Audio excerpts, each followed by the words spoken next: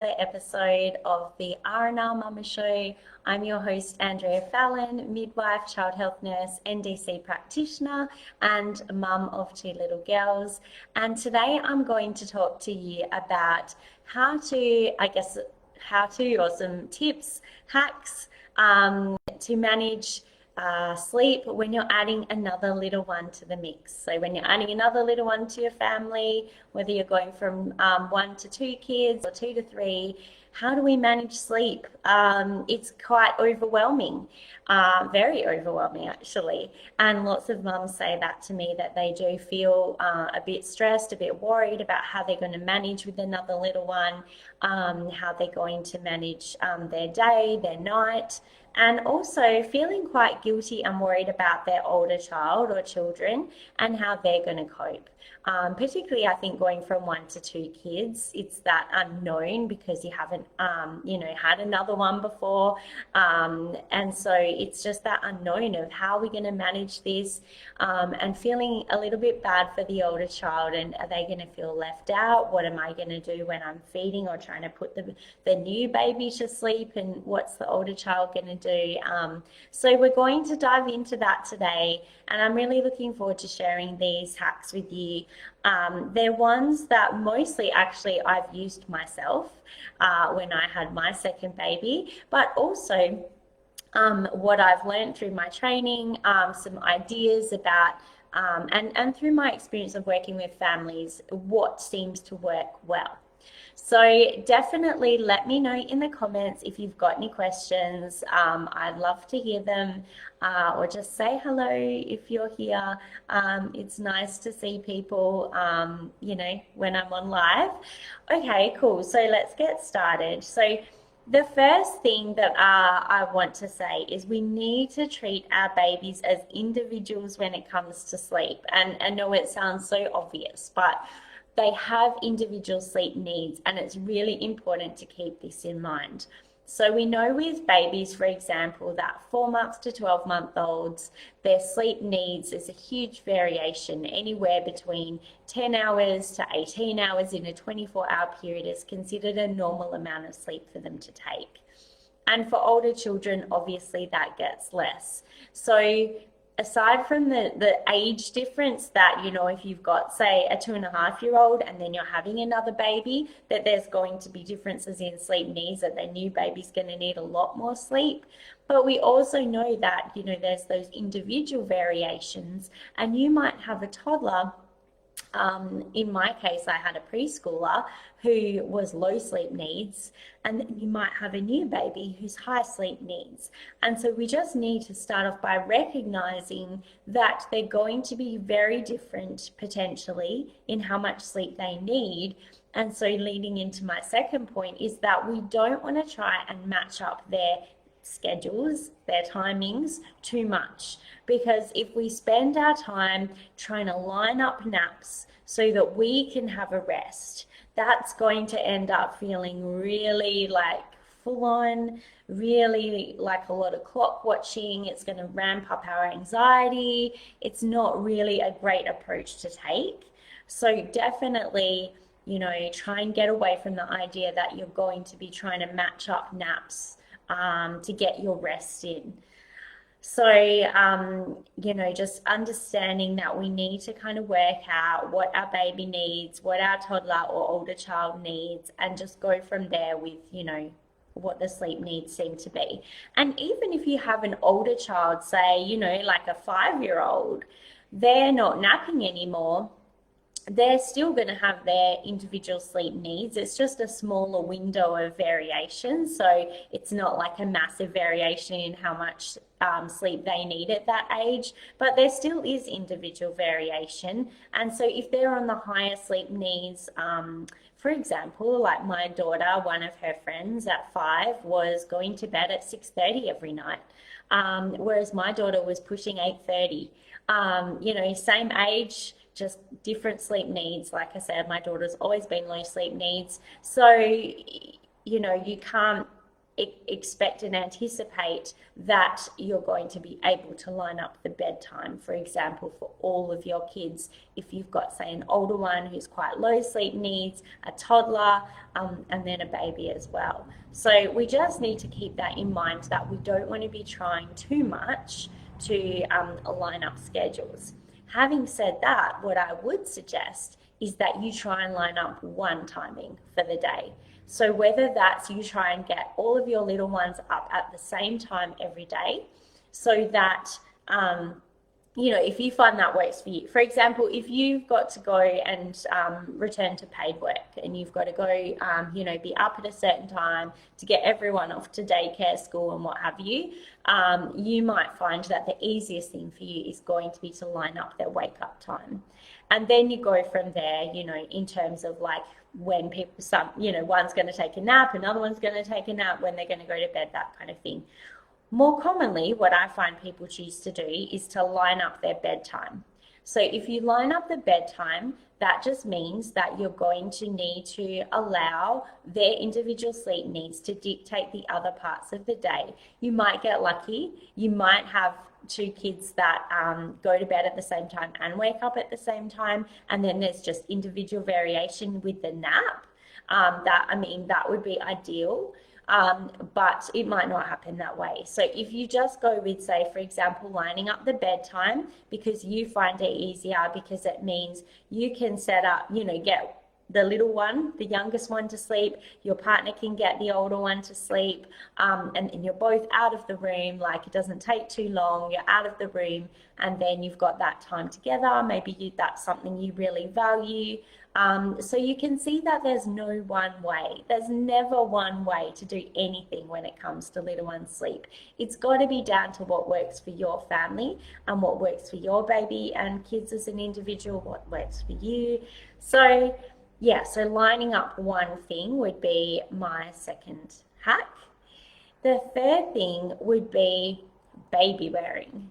If you're not already baby wearing, this is the game changer, right? So when we have our first baby, we're so focused on the sleep, we're so focused on the naps and like how we're going to work it and what's the timings. And then another one comes along, or a third one comes along, and they suddenly become a bit of a tag along. We've got an older child who has activities booked in, or we've got older children who have got to get to school, and then we've got, toddler dance or whatever, and the younger one just kind of tags along and has to fit in. And so that we find that with these next kids that come along, they do tend to nap on the go a lot more. So baby wearing is amazing tool when you're not out and about, to make it manageable. Because if you're worried about how am I going to manage like all that effort to try and get my baby down in the bassinet to nap, because sometimes that takes ages, especially if you've got a koala baby, to try and get them down. My toddler's having screen time and having way too much screen time, and I'm not happy about it. So we don't want to, spend a whole heap of time trying to get a little baby down. So if you've got the baby carrier, you can be out and about, or you can be doing stuff at home. Your baby is either looking around and getting that nice sensory aspect, or they're sleeping and you're getting on with the day, spending time with the older kid, able to get the snacks, all these things. So baby wearing is a real game changer. Now, my next hack is definitely is something that I think is really important, and that is having the time to build connection with the older child or children. And this is the piece that everyone worries about, and I think they're not quite sure how to go about it. But if you've seen, I've actually got a video on this in the guide section of the group. But so go and watch that if you want like deeper insight. But basically, we want to set aside just a very short amount of time each day where every day we're doing this special connection time with the older child. And this is a preventative. The whole reason that we're doing this, aside from it being nice to spend time with the child, is it's a preventative, because when we actively, mindfully focus on building connection, we're preventing problems down the track with resistance. I didn't want to say disobedience. We're preventing issues with resistance, and that can show up as resistance to going to bed, because we know that going to sleep for the night is a period of separation for little ones. You know, particularly we see this with toddlers. They can resist going to bed because they don't want that separation. So if we focus on doing a bit of connection time each day, we're actively trying to prevent this resistance from even happening and these sleep issues from even happening in the first place. So what this can look like is what I like to call rainbow time. But it's up to your child to pick the name. It's got to be something that you commit to each day. You can set a timer so it's not something that blows out into like a 45-minute thing and you're feeling like there's no boundaries around it. You can set a timer and say, this is our 10 minutes of whatever your child chooses to call the time. My daughter calls it rainbow time. This is our rainbow time. Phone goes away, screens are off, no distractions, and your child chooses the activity. And you spend that 10 minutes doing that activity with them. So if you've got a younger one, this is probably something that you would do during nap time.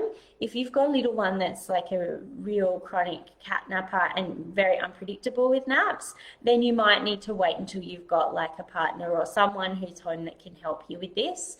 And you just spend that time with your little one, you know, building that connection so that they feel like they've still got that time with you and they can look forward to it every day. That's the important thing, that they know that each day they're going to have rainbow time, and it's predictable for them. And so when we do this, it's going to prevent, like I said, bedtime resistance and some of the problems that you see or challenges that you see when you add another child into the mix that come up with sleep.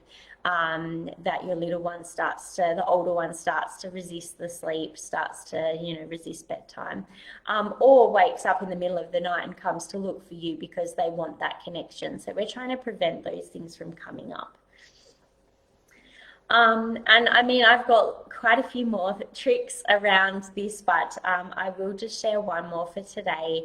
And that is around managing bedtime, because I think a lot of people do feel very overwhelmed with, yes, there's the daytime, but we can use the baby wearing for daytime. We can just focus on, having a bit of one-on-one time with the older child and then lining up one part of the day. But it's bedtime that people feel a bit like, how am I going to split myself into 2 or 3 to manage, you know, all the different things. So if you've got a partner, firstly, really they need to be on board and helping with the older child if possible. So you're settling the youngest one to bed, they're settling the older one to bed. You know, if you've chosen to line up those bedtimes, you're kind of working through your routine all together, and then you're going off and doing your, you know, settling for sleep. But I think the tricky part is when you're on your own and maybe you've got a partner who works shift work, or you don't have a partner, or they work away FIFO and you are on your own a lot of the time. And look, I've spent a long chunks of time where I have had to do bedtime by myself because of my husband's work. So I totally get this. It can be overwhelming. And what I personally did early on, from day dot, was I did them together. I always did the girls' bedtime together, and put them down together. Aside from, I think, when my youngest was like really little, you know, and she was still like in the bassinet and would just kind of feed and sleep on demand, and there was no real rhythm yet. But once there started to be a rhythm, they were always together. And, you know, not trying to be in 2 different rooms, not trying to settle one in one place and like, you know, jiggle the other while you're trying to like pat the toddler off to sleep and the baby's there, and oh my gosh, no. Just make it as easy as possible and do not worry about bad habits. Do not worry about what's going to happen down the track. So that might look like laying in bed with a toddler, so bed sharing with them, they're on one side, you're doing a sideline feed with the baby, you've got a sidecar set up, and then when the baby's asleep, you're just sliding the baby across, you're bed sharing with the toddler, you give the toddler a cuddle, and you're there with both of them. And you've just created this setup where you can be there with both. And like I said, it's not about, don't worry about what habits you're setting up for the future. Don't worry about, any of that. It's just getting through now, because you can change these things really easily down the track. Um, yeah, so those are my main hacks for managing more than one child with sleep. Um, there's obviously a million different scenarios, and everyone's got unique situations. And so there's, as I said, there's not a one size fits all approach at all. But it is about looking at these things and what can work for you and how are you going to manage it with your unique situation. So, in terms of support with this, if you're feeling really overwhelmed or you're not sure how you're going to manage, you've got one low sleep needs and then a baby, or however your situation looks and you're not quite sure, there's two options for working with me. If you've got a little one under one, you can join the Mama and Me Resilience Method, which is my signature program, which offers a huge amount of support for 6 months. So we work together for 6 months. I'm there with you every step of the way. You've got heaps of support from me, like during the week, group coaching calls, one-on-one call, and just get it sorted out and feel like you've got someone there to walk with you for a good chunk of time. Or if you're finding more that it's your toddler who's the concern, and you want more support around how you're going to manage the toddler's sleep, and then the newborn as well, and balance it out a bit more, then you can book in for a toddler consultation package with me. For toddlers, I do one-on-one support. At the moment, I don't have a program for toddlers. It will come one day, but I'm working part-time with 2 kids, so I only can do what I can do. So at the moment, I work one-on-one with toddlers, and we can come up with a plan, a really specific plan with loads of strategies that you can try and get you to a place where you feel really confident with managing it all, and get you to a place where you're absolutely getting as much rest as you can, because that's important. So we need to look holistically at the whole situation, not just your kids' sleep, your nighttime setup, like I said. And something that I didn't really touch on today was that we need to look at your rest and sleep, and what can we do for you so that you feel like you're getting that rest as well. So if you're interested in finding out more, head to my website. I have just updated it a little bit, so you can see there how you can book in or chat to me. It's wholeheartedfamilyhealth.com/sleep, and find some information there. But otherwise, I will see you all next week. Okay, bye.